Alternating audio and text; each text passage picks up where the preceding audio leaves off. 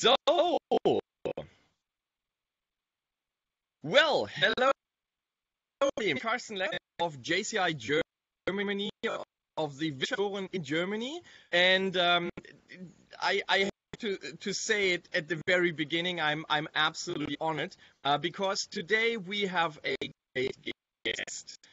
He's from the United States. And I guess there are some people who have already heard about the a financial service provider from the United States. I remember that when German Telekom, which was an internet company, when they went public in 1996, I started becoming interested in stocks.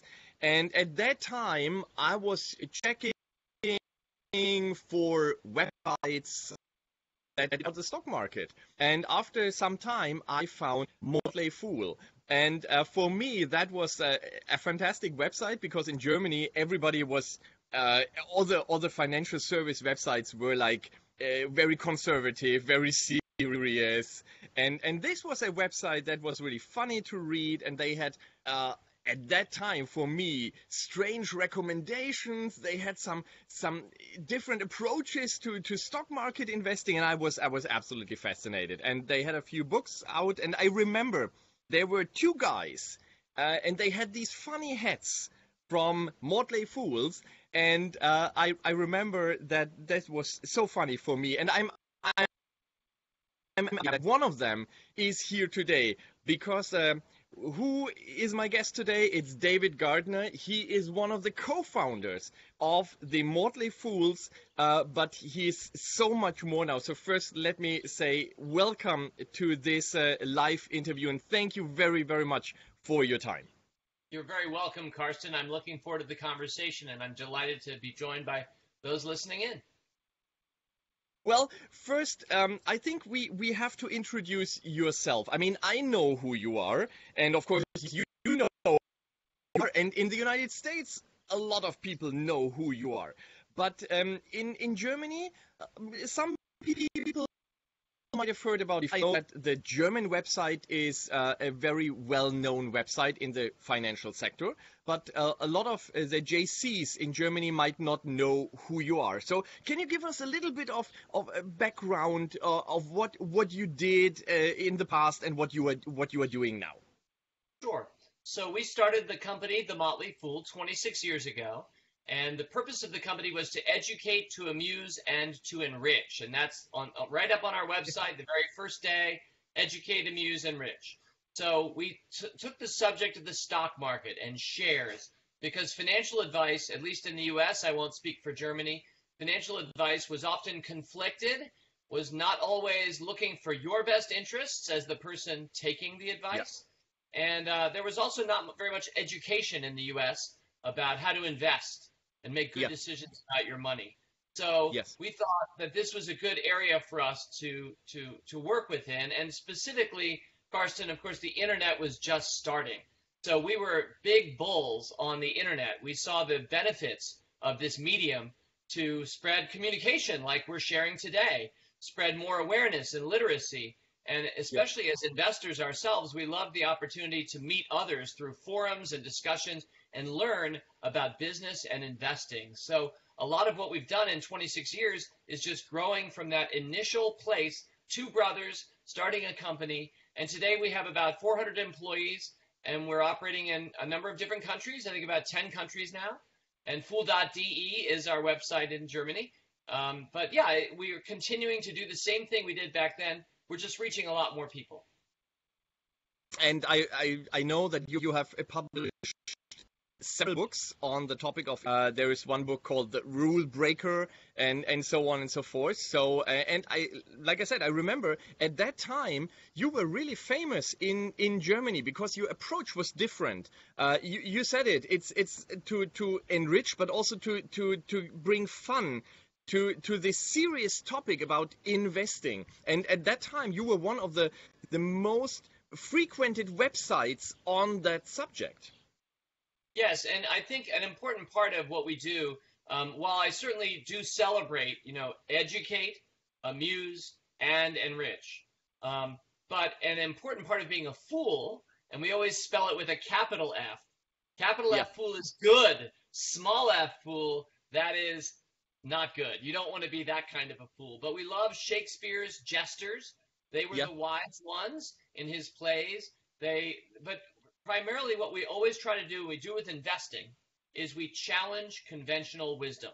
So we like to look at conventional wisdom, how people think about the world, whether they would buy this stock or Yeah. raise this money, how they're thinking about business, and we like to challenge the conventional wisdom. And sometimes the conventional wisdom is right. We respect that. But when it's not right, then it's very helpful to be foolish.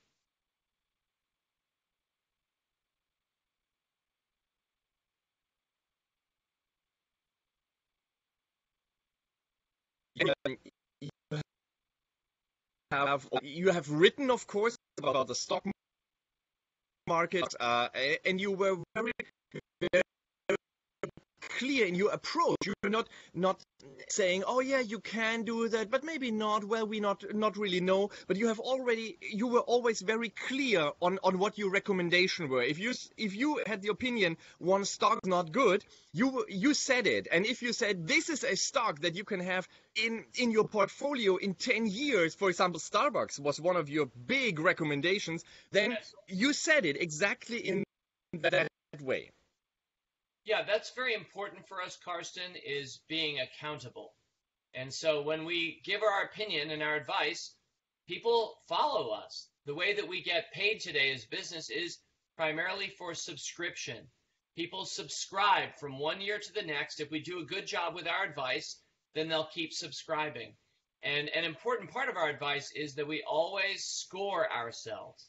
So you will always know if we're winning Yeah. or losing for this recommendation. And so I think that we have a good record. We've established a track record of success. But we've also shown when we fail. That's an important part of transparency and being authentic, which is very important for the Motley Fool. So we are like a lot of our members. We're people trying to make good decisions ourselves about our money. But we share with everybody what we're doing and we score it. And I am happy to say that the reason we've grown a big business today is because we've been very successful at beating the stock market averages for our members.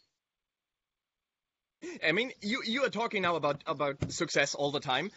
Were there challenges, something that was difficult for you? I mean, when you talk about this, it sounds so easy. Yes, we saw the opportunities. We developed our like funny style. We developed our brand, and now we have 400 employees. Was it and we are in 10 countries. Was it really that easy, or were there difficulties on your way during these 26 years? Sure, yes, there have been many difficulties, and we've learned a lot, and I think we'll have an opportunity to talk about that together during this time.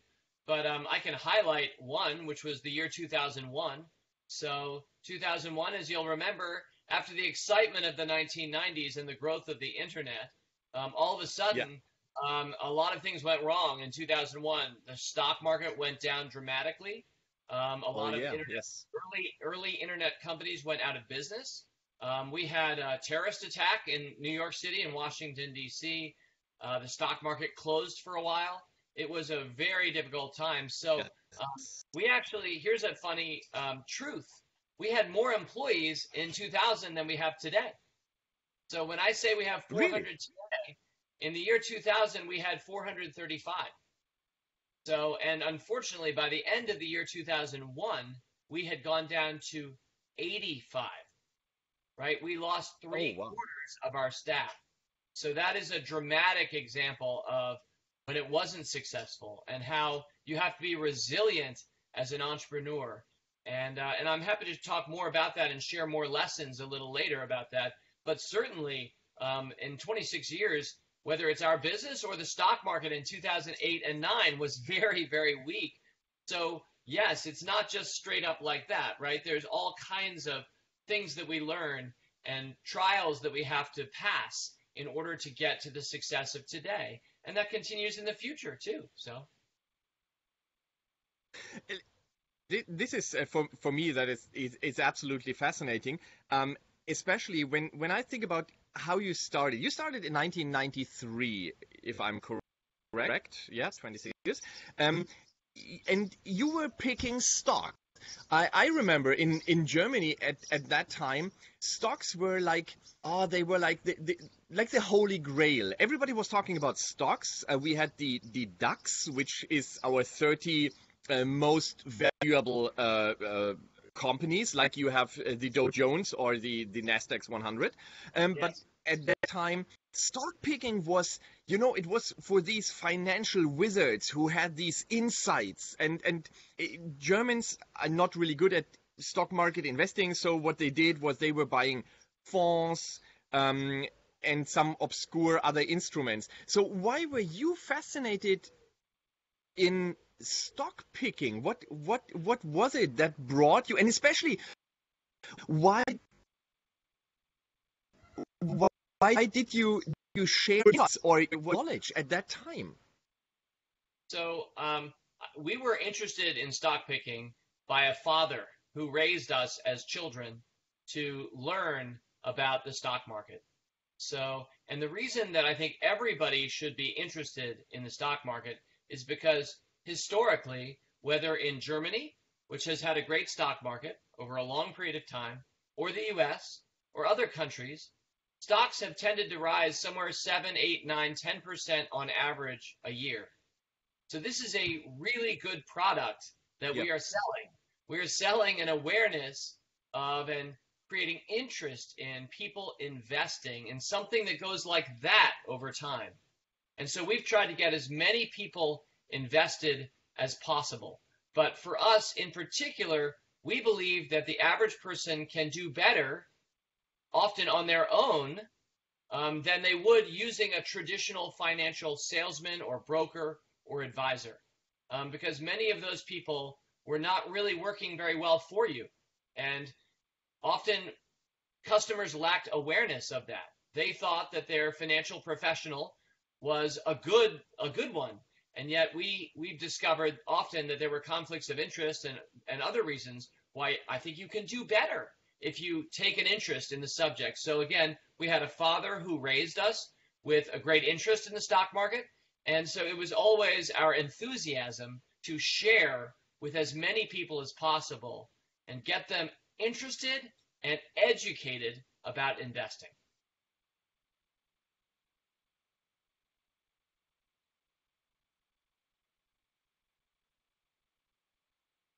Did you just read the news, or did you go out and say, okay, let's see what companies are in my neighborhood? Did you then meet, for example, the CEOs or the general managers of these companies? What did you do to get insights into the companies? I mean, more than the information that were in newspapers or magazines. Yes, and it was true back then, and it's just as true today. So there are three ways that we think about it. First of all, we start with our own interest, our own knowledge base. Each of us, as entrepreneurs and business people, as professionals, we have a lot of knowledge that we can bring to use for our own investing decisions. So, for example, as a hobby, I love games, and that includes Okay. board games. There are many great board games from German designers that I own in my house. I also love video games. So I know games pretty well. So that makes sense for me to invest in great game companies. So that's an example. That's as a hobby. But as professionals, we have a lot of knowledge that we should be using to make our investment decisions. The second source that we can find is certainly community. So for the Motley Fool and our website, we have a lot of people who are talking about stocks on our forums and our website. So we have an opportunity to learn from people we would never meet otherwise, who might be a doctor who's prescribing that medicine or using that technology, and they share their own interest and their impressions of it. Again, I would never have known that without the internet. So the internet has connected us with many people from whom we can learn. So that's the second source. The first source is our own knowledge base. We should always be growing that. The second source is the community that we surround ourselves with, online and offline. And then the third source is the companies themselves, as you mentioned, Karsten. We don't talk to every founder. We don't speak to the CEO of every stock that we recommend. We do talk to some of them. but this is not a necessary or mandatory part of a process for us. If we can get to know them, good, but not necessary, because these days through YouTube, through websites, we can see them speak. They're quoted in articles. We can learn a lot about what it's like to work at their company. We have, I don't know Yeah. if you use Glassdoor. Do you use Glassdoor in Germany? It's a website Well, go ahead. I don't use it. What is it? Sure, it's a website in the US where people report whether they enjoy the work and the office where they go to work. Do they like to work at their company? So Okay, this is of course, and an this example. is an important. It is, exactly. So This is a perfect thing. I mean, if everybody is saying this is not a good company to work for, this is a terrible sign for that company. that's exactly right. So you don't need to talk to the CEO every time to learn things like that, right? Again, it can be nice if you could speak to the CEO. So Elon Musk came to Motley Fool headquarters 7 or 8 years ago. So he actually came Okay. and visited us. He spoke to our employees. That's when I first decided that I would recommend Tesla as a stock. It has been an excellent recommendation. Although the last few years the stock is more like this, but over the 8 years it's gone really well. So sometimes the CEOs even come visit our offices, but it is not necessary for that to happen for us to feel confident about any stock that we're picking. So those are the three areas: ourselves, our friends, and those that we meet online, and then the companies themselves, Glassdoor, other sites like it, interviews with the CEOs in magazines and websites. And I mean, you meet, as you have said, not all of the CEOs, but you meet a lot. And I know that you are also investing in startups. That means you give your own money or the money of, I don't know, companies or funds or whatever, to young entrepreneurs to help them grow their business. So, and I mean, the interesting part, of course, is this connection between the founders and the investors. And as I said at the beginning, there is always a how can I say? There's always confusion about this connection because the founders, of course, they're convinced that their business is doing exceptionally well. The investors, of course, they have to care for, well, their money or the money of the company that they're looking for investments. So my question, my first question about this would be, is there something that you have learned when you met these CEOs? I mean, you speak to them, you talk to them, you see how they behave. Is there something that now with all the experience that you have, all these years of investing, all these years of stock picking and then investing in startups, is there something that now catches your eye, that when you meet a founder, is there something that you are looking for, or something that you, when you see it, something maybe even unconscious that you say, okay, this is good, or maybe you say, oh no, this is not good. The story is too good, or this founder is too good, or whatever. Is there something that you can already say, like a general rule? Sure. And this is a really good area of conversation that I'm looking forward to having with you because, on the one hand, I do pick stocks.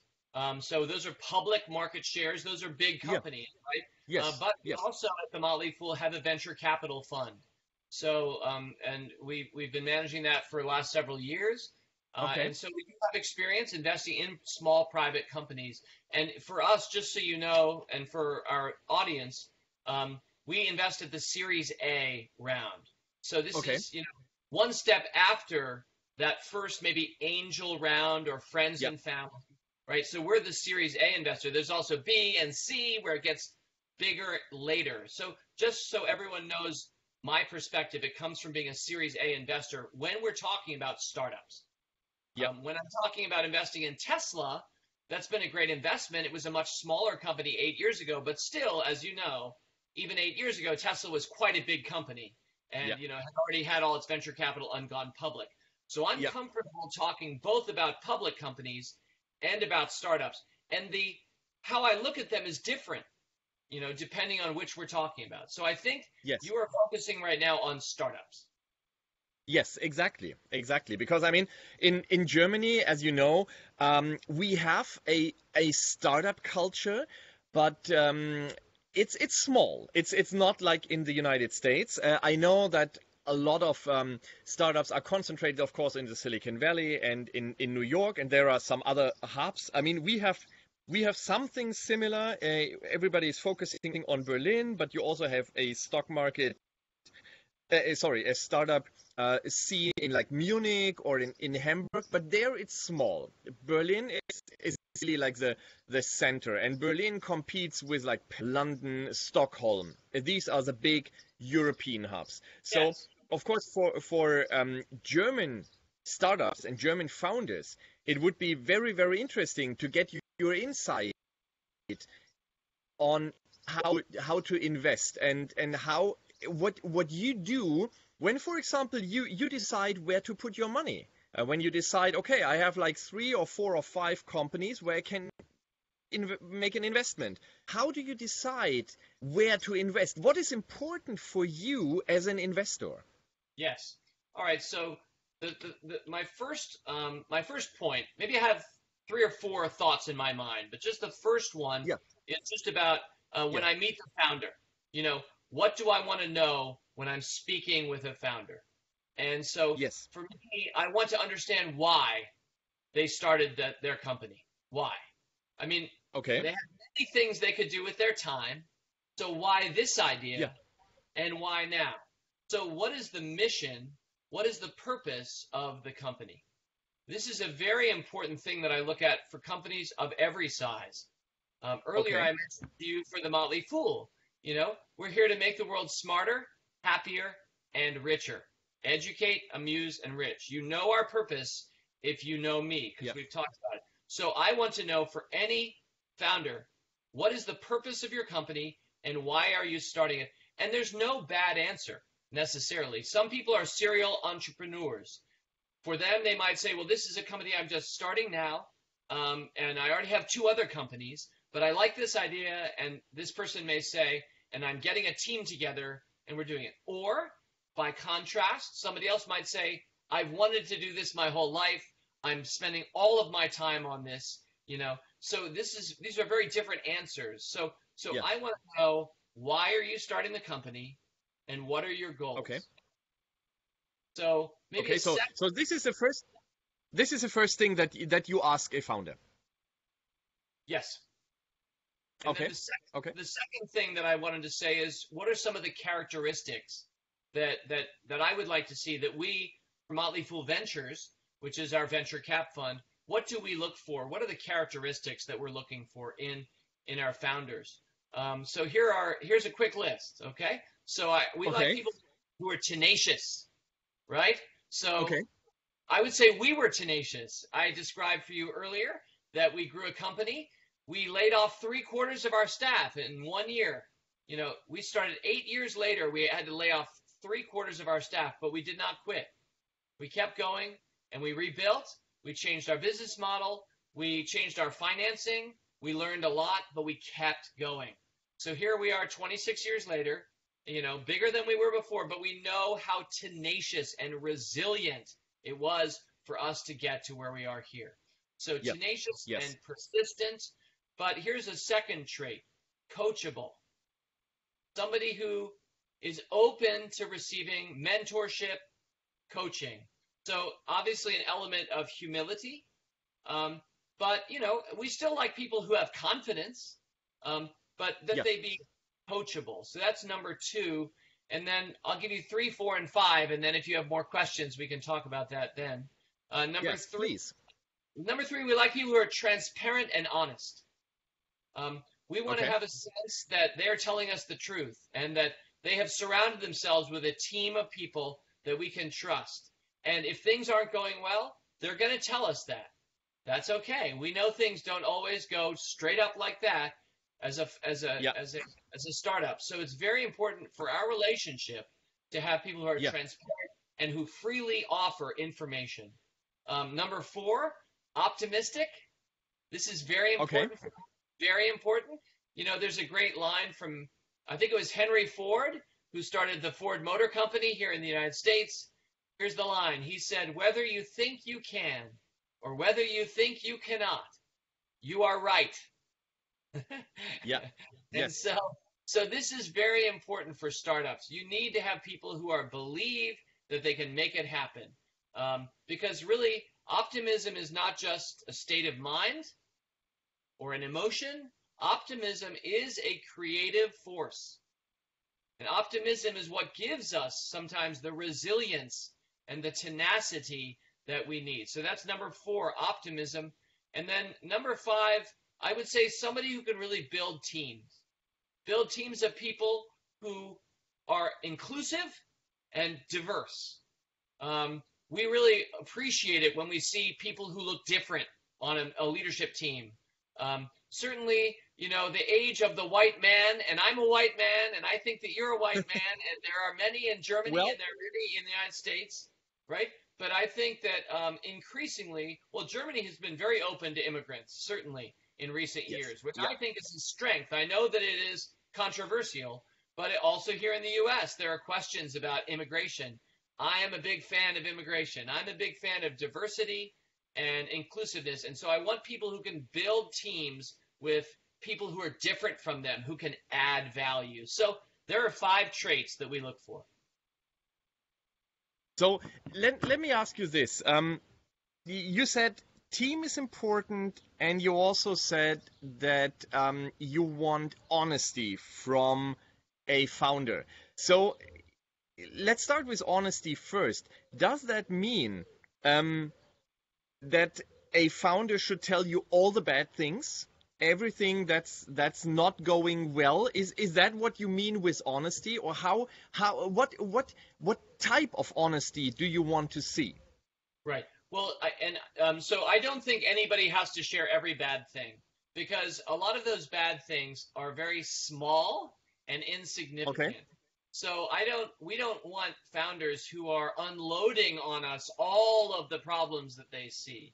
We Okay. expect them to be problem solvers, right? In many cases, they're probably working on something. They don't need to tell us if they're having a hard relationship with their financial officer, or Okay. if they're growing too fast and they're not doing a good job welcoming new employees. We figure if they know that, then they're working on it. But we don't want them to hide anything. We want them to be honest with the numbers of their business. Okay. I said earlier, being coachable, that's important as well. So obviously we want people, if they need help, they can reach out. That's part of being transparent and honest. Those different people need help in different ways. Some people need personal help. Other people need financial management help. Other people need marketing advice, right? So Okay. we would hope to have an open conversation. So one way of thinking about it is no surprises, or no big surprises. Okay. Okay. Okay. So basically you don't want to hear every story, but you want to hear the important stories, those that might affect the relationship towards the investor, or of course if something is on the horizon that might affect the business, you want to have the founders that the founders are clear about that, and that they let you know what might happen. Yes. And another way I'll say, so we're doing a good job going through the thoughts. The first thought was, what do we want to hear when we first meet? Second was, what characteristics are we looking for? I want to move to the third one in a minute, which is, when you're seeking investors and managing your investors. So I want to talk about that in just a minute. But before we do that, one of the ways we think about our interpersonal relations with our founders as investors is we ask ourselves, if I'm getting a phone call from that founder right now, on our phones, it shows who's calling. When I was much younger, phones didn't show that, but now you can see who's calling. And when I see a name pop up and it's the founder, I hope that my emotion is positive. I want to talk to this person. I like them. So that's a good gauge of your relationship. If you see your investor's name pop up on your phone, or if you're an investor and you see the founder's name pop up on the phone, we want to have a relationship where we're looking forward to the conversation, even if it's bad news. Yeah. Yeah. I understand that because I know that there are founders who, for example, I have conversations with founders and they tell me, oh, it's good that the founder is not calling, and it's good that I have to talk to him because, I want to go on with my business and I want to do, what I need to do, whatever. And I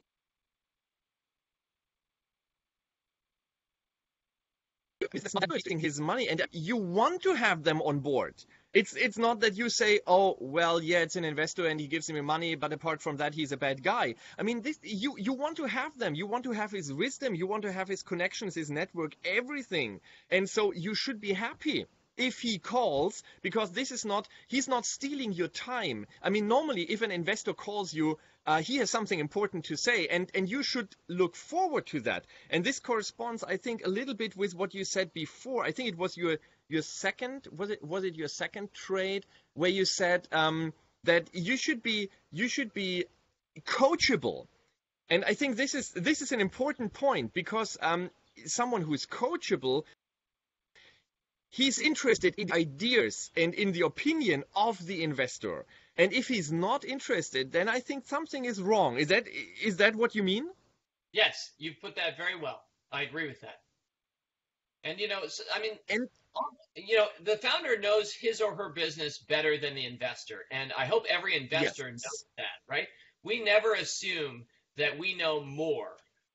We just think, are there ways we can help, and are they looking for help? And if we see something that they don't, like they may know their business, but they may not know that they're treating their team poorly, or something like that, right? Everybody has a blind spot, right? So if we see something, we say something. I have a second thing here on my list, and somebody just sent me a message about that, because you said, as your fifth reason or your fifth point, that a founder should be able to bring together a great team. And especially here in Germany, you read a lot about the importance of a team. So can you elaborate a little bit on that? What does it mean to have a great team? You said diversity is important. You said inclusiveness is important. But is that really everything? What are you looking, or what are you talking to the founder about when you talk about team? What do you want to know? What do you want to see? Well, I think first of all, it's natural for founders, especially since founders start often by themselves, or maybe with one other partner, right? So by talking about team, you're already helping them think about scaling. Because sometimes founders can be trying to do everything themselves. And ironically, sometimes they are the ones slowing the business down, right? So when we're talking about building a team, we're sending a message about scaling. And so I think a great team is going to be able to scale the business. So it's hard to generalize about, what team members should have. I mean, I think we would say, you want to have subject matter expertise. If you're a technology company, you want to have an excellent CTO, technologist, or you want to have people who are engineers who understand, are maybe the best at what they do for what you're trying to do. I certainly believe the importance of financial responsibility and having somebody who's counting the numbers, especially maybe not at the very start, but once you get, to 5 to 15 employees, I sure hope that somebody is, keeping track of the numbers. This is often where startups have a problem, because they may love their product, be excited about what they're doing, but they may not have enough understanding about, tracking the financial status of their company or how to work with investors, which I know we'll talk about in a little while. So for different companies, what a team is going to be different. I don't think there's a single answer I can give to that. I will say I like this line: there are no perfect people, only perfect teams. And so I think that a perfect team is going to be one that communicates very well with each other. That's an important part of a great team. excellent communication. And then I would say, also just a sense that there are no gaps, there are no weaknesses. You have somebody who's good at every important thing on your team for your business. Okay, so that what you say is there should be someone for each important part of the business. You said like financial, for the personnel, for marketing, for technology, and so on and so forth. So when you look at a team, you look at whether there's, you said like a gap, whether there's like a hole, something that is there is a part of the company where you don't have someone that is responsible for that. And if you see that, this is a bad team. Is that what you're saying? I think that's true. Now, I want to be clear that there are different stages of growth, right? So if you only have 5 employees, you're very, very early on. You're going to have a lot of gaps probably, and you're going to be asking the person who's the chief financial officer to also be the chief marketing officer, and also make Yes. sure that that the bathrooms stay clean. So of course you're going to be doing everything at earlier stages, but as companies scale, then you want to make sure that you have every important thing owned by somebody who's very good at that. And let me give one quick example of where, in our experience, companies often start to make mistakes. So once you start, let's just say you start to reach 25 to 50 employees, somewhere around that size. I hope someone is paying careful attention to the culture of the workplace and of the company, right? So this is something where traditionally in the U.S. people would say human resources, HR, right? And they would make it more of a function, not a cultural thing, more just to make sure the checks get paid on time. If there are employee reviews, we have to, it's like a checklist of responsibilities. But really, in our experience, the best companies and the best startups pay careful attention to making sure their employees are engaged and love what they do.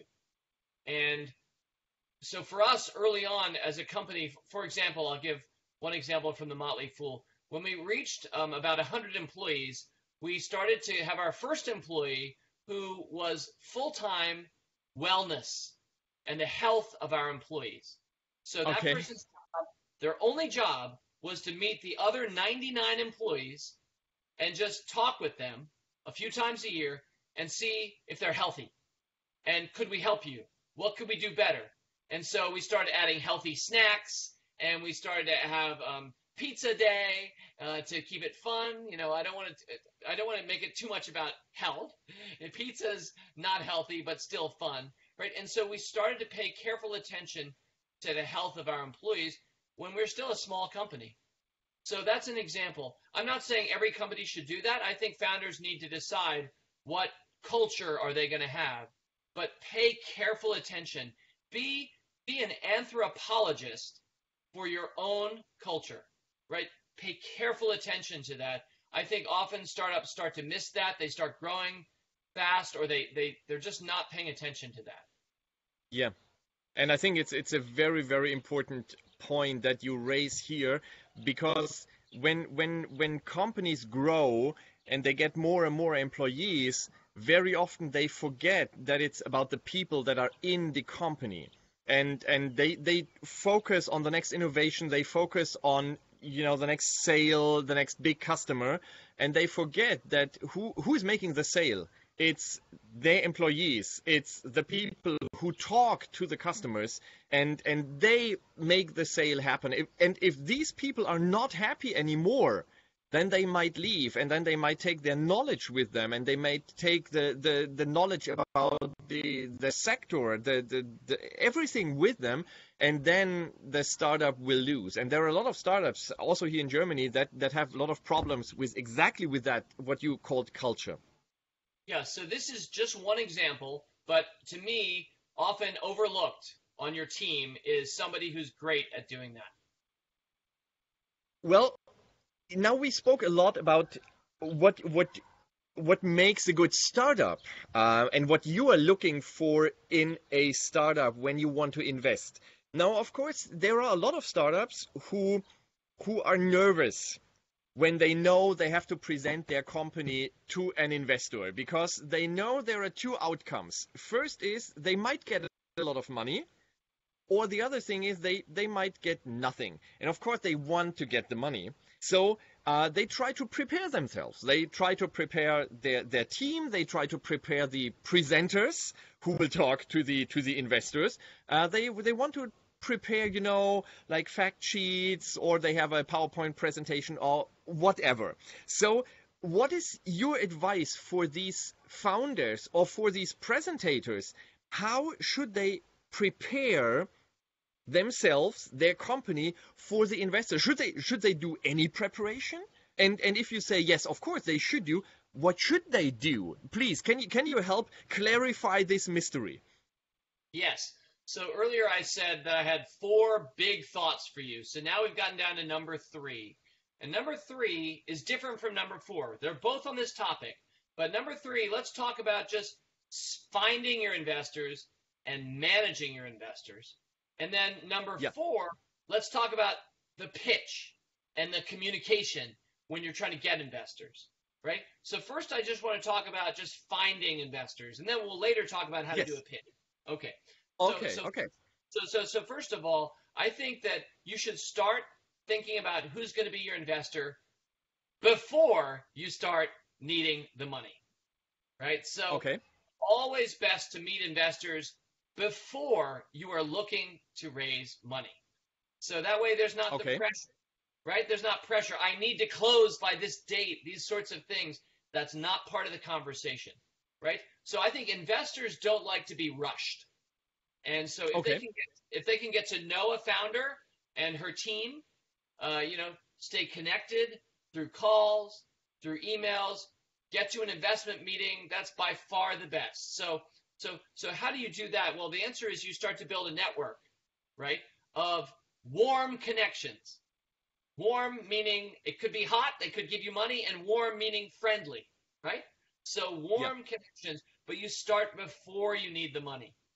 And you're looking for people that you know, or if you don't know people, then you're looking for people that you can trust or that others trust. So we earlier talked, Karsten, about transparency. Here you have an opportunity to be transparent, have excellent and frequent communication, show your potential investors that you are a good communicator, and part of that is that you get there early, not last minute, and you don't create a pressure where you have to have the money right then.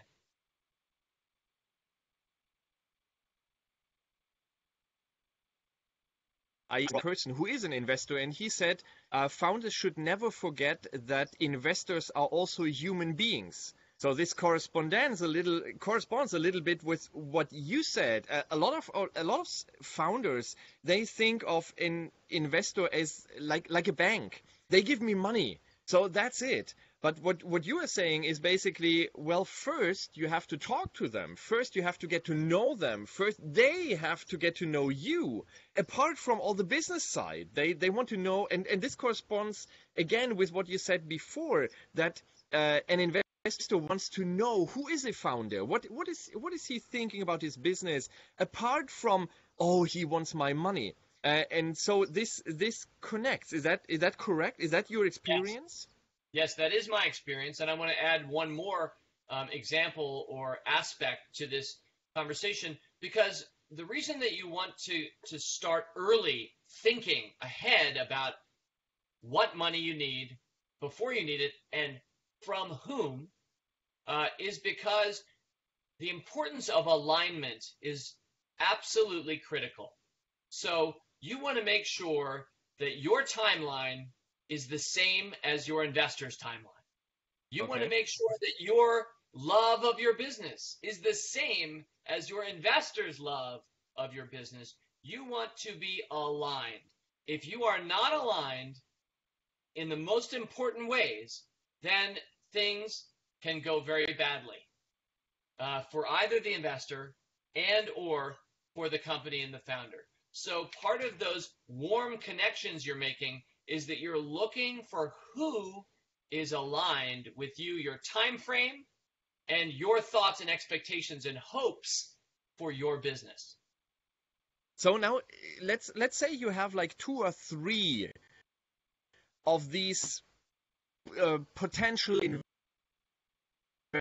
and everything is aligned. What is your advice for founders on how to choose the best possible investor? Because everybody's always talking about, the investor is choosing the founder, but you also said that the founder must find the right investor. He should not accept anyone, but he needs to find the right one. But how does he decide on the right one? Who is the right investor, apart from lining, time frame, and everything? Yeah. Well, I mean, I don't want to repeat what I just said because I'd like to add something new, but I do think that, the way that you choose your investor is making sure that you have the alignment around what your business needs and, and what your time frame is. There are many different startups. Some of them are started, again, by a serial entrepreneur who has doing a bunch of different things. That's a very different conversation and maybe different investor from somebody who's just graduated university, or maybe they dropped out of university to start their company and they're spending all of their time, they're barely sleeping, and they're just focused, right? So I think you have to make sure that you choose your investor well. Now, I realize not everybody may think that they have that choice. Certainly for some businesses, and it's enviable. It's enviable if you can be in a position to choose your investor, right? And if you are, I would ask myself, if I'm choosing my investor, I would say, who do I feel most aligned with? Number one. And if there's a tie, then I would say something like, who do I feel most comfortable with? Okay. When I'm in a really, because there will be a bad time, 1 year or 3 years from now, there will be a bad time. Who's going to be there helping you? Who do you think is going to be most helpful? Or who's going to add the most value? Sometimes you don't need a lot of help from your investors. Maybe you're somebody who's really on top of your own business. So maybe you want to choose somebody who's comfortable with that. You don't want somebody who's trying to give advice all the time, right? So I just think that it's a human dynamic that you have to understand. You have to know yourself and know your business and what you need, and then choose your best investor if you can choose. I know not everybody feels like they can choose their investor, but it's a really good way of thinking about that conversation. And I remember what you said at the very beginning. If your investor calls, you should not be afraid. So I think this is also an important aspect. You want someone who's aligned with what your business is and what your perspective on your startup is, but you don't want to be afraid if he calls, especially when times are rough and when there are problems happening. Then you don't want to see his name on the phone, as you said before, and think to yourself, oh my God, this is the investor, what should I do? It's terrible, it's not a right time that he calls. But you want to answer it quickly because oh look, he can help me. He is the good guy in my business. He's not only investing, but he can help me. Is that your experience and what you want to say? It is my experience, and I want to add simply that this relationship with your lead investor, this is deeply important, very, very important to your enterprise. We've had I could share. I know we're going to start running out of time, so I could share experiences from Motley Fool history about how we had aligned investors and then not aligned investors. So I know personally the importance of this. So your choice of investors is deeply important. Therefore, do your homework, do your research. You could talk to some of the other companies this investor has. Maybe who else is he on the board? What other companies is he on the board? Find out from them honestly what is their appraisal of him or her as an investor, right? So do this extra homework. Because many other founders don't realize this. They don't understand the importance. They don't value this relationship enough. So it's a deeply important relationship. Therefore, do your homework. Well, you said it. You said it already. We are slowly running out of time, but I have two quick questions. The first question is something that I got a message on WhatsApp, and it's exactly what I wanted to ask you. And we spoke about this earlier. You're from the United States, and you explained your approach in a lot of details now, but I know that you also know a lot of other investors. Is there a difference between investors in the United States and in other countries, let's say in Asia or in especially in Europe, regarding that I'm, for example, from Germany? What is your experience on that, on different approaches maybe? Well, Karsten, I appreciate you asking that, but from a place of humility, I want to say that I don't think that I have a great authority to answer this question, simply because I don't have that much experience myself Okay. um, seeking European capital. And at least for us as the Motley Fool, we raised tens of millions of dollars, but it was all from U.S. investors. Okay. So we did not work with European investors. And then as an investor, as a venture capital fund ourselves, we have 15 investments, but they're all in U.S. companies. Okay. So I feel as if you and I talked a little bit earlier before we had our call, and I feel as based on your knowledge base, I think that you and maybe the person dropping you the note on WhatsApp probably has a better sense of that than I would. So I would just say this, that I wouldn't even try to generalize too much about one country and another country, or even Silicon Valley versus not Silicon Valley. Okay. There are many, many different types of investors today in all countries. Capital comes in many different forms with different strings attached. So I don't even want to talk too much about generalizations about Europe versus the United States. I would just say, going back to what we said earlier, that you make sure that you're picking people that you feel are aligned, that you feel very comfortable with. Okay. So then I have only one question that is left on what I wrote when I was thinking about this conversation, and this is a very general question. I know that, but especially here in Germany, we have not many founders, and I know that also in the United States, which is a little bit different, are much more open to entrepreneurship, to businesses in general, but still there are a lot of people, they are not very comfortable when it comes to starting your own business. So is there any advice to people who are thinking about starting a business? How can they challenge, or how can they evaluate themselves whether they have the right mindset, the right attitude towards entrepreneurship? I mean, not everybody is a great entrepreneur, and that is perfectly all right. But when it comes to this decision, is there something that you can give as a piece of advice to these people who are thinking about starting their own company? What should they ask themselves? So first of all, I think, and by the way, before we do run out of time, I did want to speak, if you still have time, to how to do a pitch and how to communicate with Oh investors. yes, please. Right? I have the time. So, okay, well, so do you want me to do that now and then we'll talk about, having confidence to start something, or do you want me to answer your question and then we do the pitch at the end? Let's answer my question maybe first, and then we go as a big bonus at the end, because I All think it is important how to do a pitch, and I don't want to waste the time. Because I want to talk about this, because it is really important. I know that a lot of founders are struggling. So maybe a quick answer about the advice that you can give for someone who is thinking about becoming an entrepreneur, and then we go to the big topic about pitching. Sure. Okay. So I think if you're thinking about becoming an entrepreneur, I would ask you something like, do you have an idea that you believe is different than what's already happening in the world? I always think that the best companies and the best startups are doing something different, right?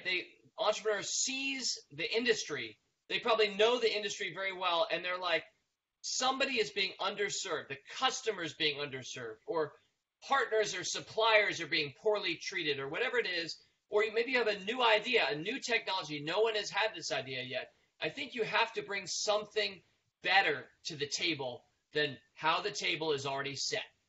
So you're going to come to the table and you have something better.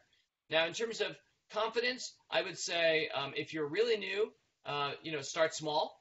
You could just start trying out your idea in a small way, prototype, or have conversations and hear what people think, right? Start small. And then one other thing is just that, for often entrepreneurs, they're going to need friends. They're going to need a team. We talked about that earlier. So do you have a friend? Do you have a partner? Do you have a business partner in mind? Do you have a team? Do you have a small team that believes in your idea? Do you have people beyond just you who, A, believe, number one, believe, and two, are going to join, are going to do it? Say, I want to do that with you. If you don't have those people, then I think you should probably be looking for them, because beyond just having a good idea and starting a business as an independent consultant or a one-person company, if you're going to seek investment, if you're going to do a pitch, then you're going to need to find more people and build a team. And so you already want to be asking yourself, who's on my team, and talking about them. Would you do this with me? There's some thoughts. Well, and I think this is a very good answer, because a lot of startups in Germany especially are founded by one person, and then there comes a point where they need someone else, whoever that is. Maybe it's from the marketing side or from the financial side or whatever, and then suddenly they discover, oh, I have difficulties talking to other people, or there is no one who wants to work with me in my company, and then it becomes difficult, because then suddenly you discover that there's something missing that was missing all the time, and that makes things really complicated.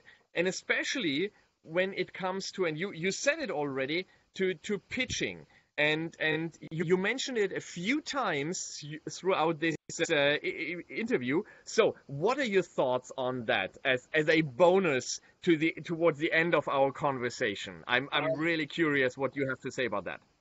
Yeah, this is thought number 4 that I had to share this hour, and I won't spend a long time with it, but here are some bits of advice for doing a good pitch, communicating with your investors. So first of all, before you do that, do your homework. Figure out, if you're going to pitch a number of investors, find out what sectors do they focus on. Does geography matter to them? Do they need to be local, or could they be anywhere, right? What stage of investment do they typically focus on? What is their size? Your size. What is their size? Know your people that you're pitching. So our favorite venture capitalists often will post that information on their websites. So, okay, that helps them, right? Because then they don't have a bunch of people asking them for money when it was not appropriate, right? So good VCs often put on their websites, to cut down the inflow of inquiries, they put down the things that I just described. So now when you have a meeting, send your materials in advance. Okay. All right? So the meetings are always going to be more productive when the startup team can just pick a few key themes to focus on and move directly into a conversation rather than going through the slides, right? So send it ahead of time, and then you'll also get to see, did your investor read the deck? Did they come prepared themselves? If they didn't come prepared, I think that's not an investor that you probably want to work with, unless they have a good excuse, right? So send the materials in advance, and then it makes then you can see if they're prepared. Just like they want to know if you're prepared, you can see if they're prepared, and then certainly it gives the conversation it's more intelligent, the conversation, because you're not walking through the slides. You can go directly into a conversation about the investment and the business.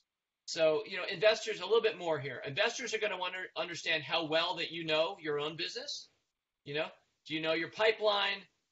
What's your forecast? Often I think investors are going to be skeptical of the numbers, which is probably appropriate depending on, the stage of the startup. So the role of you pitching is to create comfort, to explain your rationale behind the numbers.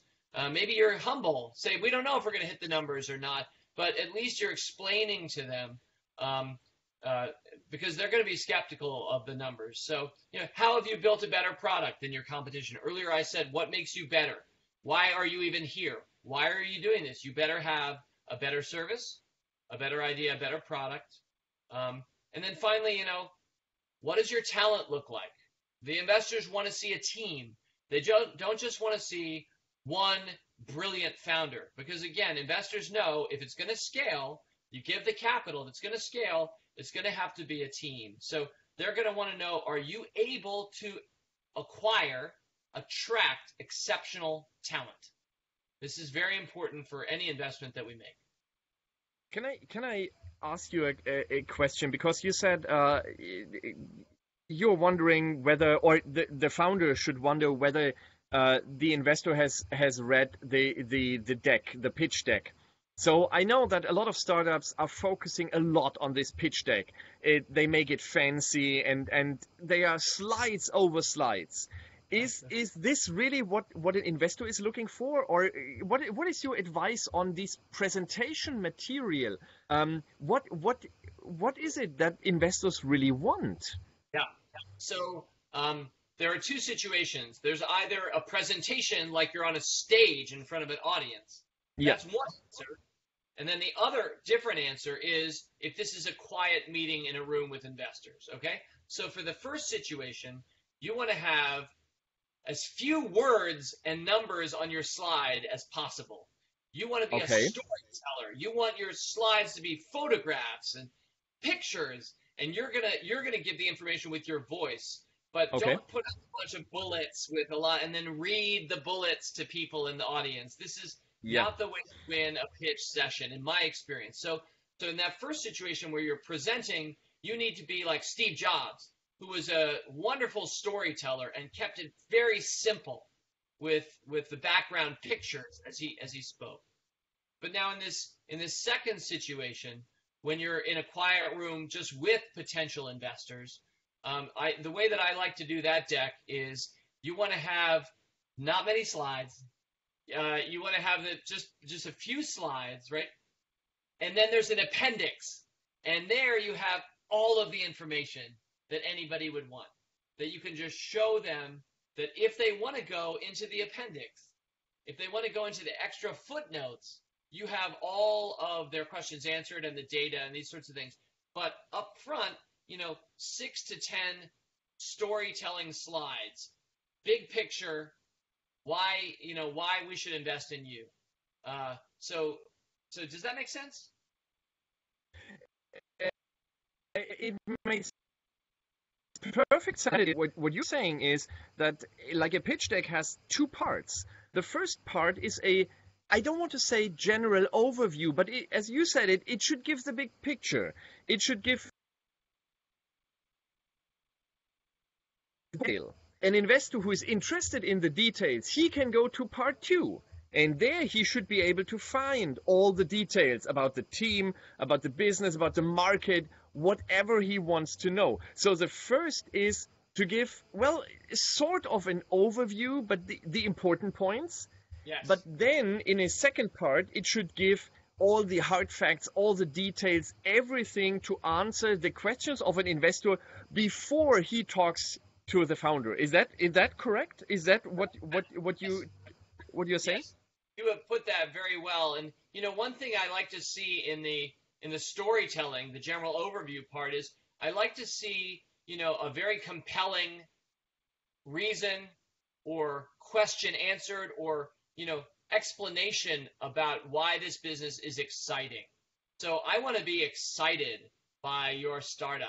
I want you to let me know that you have a huge addressable market, or that you have the best biotechnology professor, for what you're doing. Whatever it is, I need to see the elements that really catch my eye. What are the reasons? What will I remember a week from now? Was there a one-line slide or something like that that really makes it frames up everything else? Okay, then my last question about this is then, does that mean that it's like an art to leave something out of the information that you give in the first part? Because when I now think about how should an investor, how should a founder present his story, that necessarily means he has to remove certain things because he cannot present everything. So Yeah.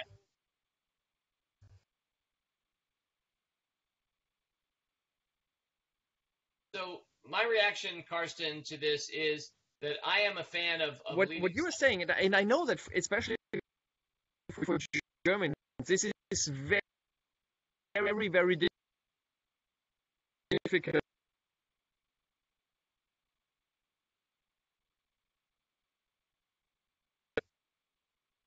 Get that? Because David, can Yes. you hear me? Yes, the video was stopping, so I could not hear part of what you were saying. And I was asking.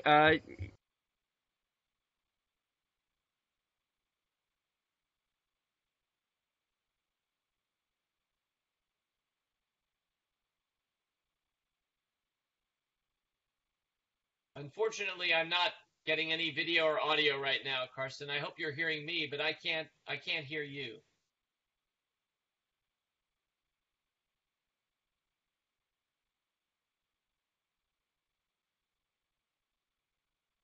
Maybe this is reminding us that time is up.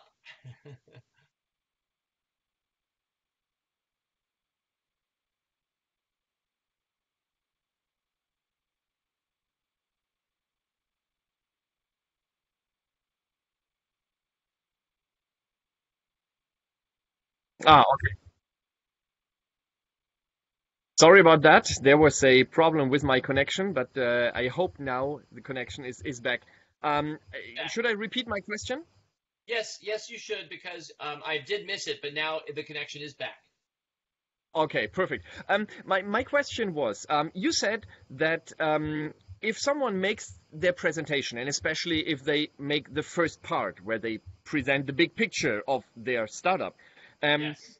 that necessarily means that they have to leave something out of the presentation because it's not possible to present everything. So, uh, uh,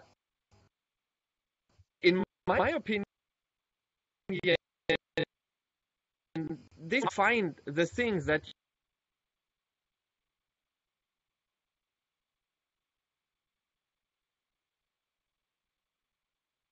So can, it kind of cut off at the end, but I think I know your question, Karsten. So let me take a okay. quick shot at answering it. So I do believe that you can't say everything. Um, Part of the reason you have a presentation with investors is to answer their questions, right?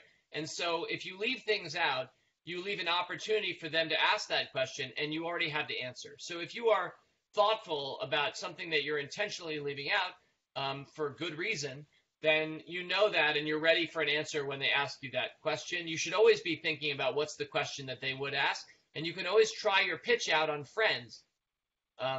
For Yep. anybody who'd like to, Yep. so you have an opportunity really to try that and see what people would be asking you as a result. The Okay. last thing I'll say is just that I'm a fan of. Sometimes I've seen this tactic in presentations. The person has more slides, but they say, Yeah. "Oh, skip this, skip this, skip this." They do that, and what they're showing you is, they're cutting some things out, but you're briefly Yeah. seeing on the screen or in front what you're cutting out, and so it causes people to think about the questions, but it also makes you look very knowledgeable because you're like, don't do that, don't do that, don't do that. You're respecting their time, but you're showing that you're very prepared for additional things that you don't even have time to talk about. So you say it's a good thing that they skip through some slides? That is a tactic. I've seen it used successfully. Okay. If some of our audience could do that well or understands how to do that, then I'd say go for it. But no, it's not something that anybody has to do. It's one way of playing the game. Okay, but that means you have to be very comfortable with this tactic because very often it looks like someone is running out of time and he has to skip because he doesn't have the time to show or to present what is on the slides, and then it looks really bad. But you say, oh no, you can use it as a to look knowledgeable to the investors and to value their time. Is that right? That's right. When it's done well, it comes across that way and looks very good. If it's done poorly, it makes you look like you weren't prepared and you were running out of time, and that's a problem. So I'm not suggesting it for everybody. I'm just saying that it's a tactic. Well, David, to be very honest, I have a good internet connection. I could talk to you for hours more because it's so interesting and so insightful to hear from someone who is really doing it, who is really investing real money into young companies. Unfortunately, we have to end this conversation because I know your time is very valuable, and I mean, we are already over our time. So the only thing that I can say is thank you so much for taking your time. I know it's in the early afternoon in the United States, but still, you said, yes, we can do this interview, and I'm very happy to speak to the Germans and let them know what my approach is, what my knowledge is, and give everything for free. That is absolutely amazing. So whenever I will be in the United States, I really hope I can meet you in person. I travel to the United States once or twice a year, so I would be more than happy to meet you there. And apart from that, again, thank you very, very much. And yeah, if someone asks a question in the Facebook group, I think I can forward this to you, and we might receive an answer from you. Is that correct? Sure, you can take a shot. And I also want to mention, Carsten, yes, please do visit. And if anybody's coming to Washington, D.C., which is where Motley Fool headquarters is, you're always welcome to visit us at Motley Fool headquarters. You can see our Motley Fool Ventures website, and you can learn more about how we think about startups and the investments that we make. You can see which companies we're invested in on our website. And I also want to credit my team, because a lot of what I shared with you today are tips and pointers that I have learned from them, because they are doing that full time.